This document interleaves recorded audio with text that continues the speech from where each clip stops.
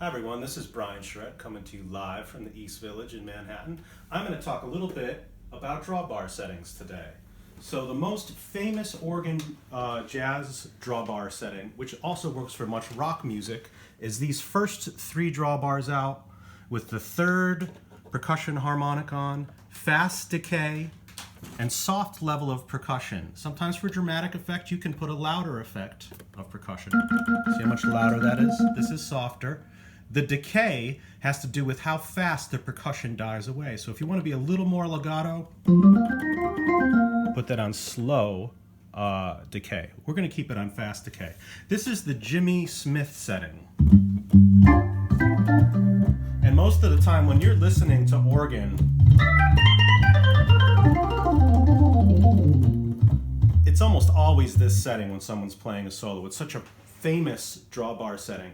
And some people say rock is very different than jazz settings. It's actually not that different. When you listen to Keith Emerson, he's playing the same setting with some distortion. So you can really use these settings for both jazz and rock music. So 3 out, they call this 4 tabs up on a real B3 because all of the tabs are up. We're going to move on to a very rock sound. This is Steve Winwood, who I was lucky enough to open up for this summer with JMO's Jazz Band. And he plays all the bass on the pedals too when he plays with his band.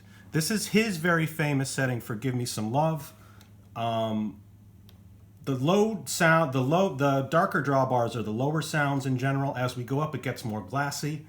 These ones are pulled out to 4, the white ones to 8, and the first subharmonic to 8. There's no percussion. The Leslie is fast.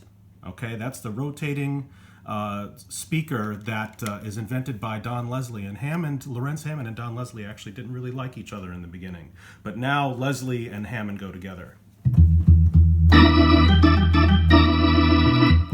This is a very rocky sound.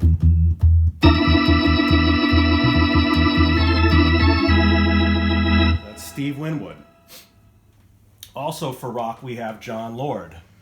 John Lord was interesting in the fact that he didn't use Leslie speakers. He plugged basically into high watt amplifiers that he would then distort. So we're going to put some tube distortion on here. You can hear that, the very straight sound.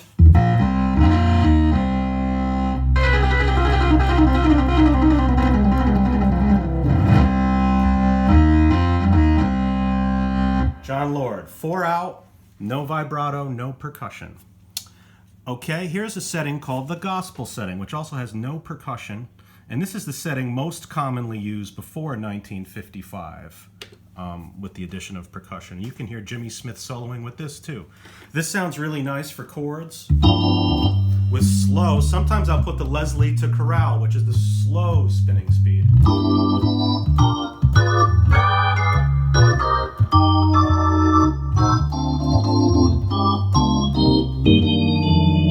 Gospel setting.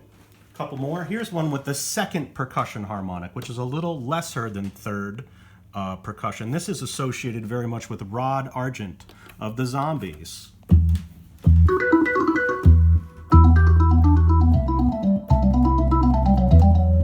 Nice kind of nasal quality. And the first 2 drawbars are out, which gives it kind of a muted attack. Let me give you one more. This is what we call the country setting. This is kind of a sculpted shape, so you got some of these lows in here, and these ones in the end are glassy. And this is good for playing kind of country sounding organ.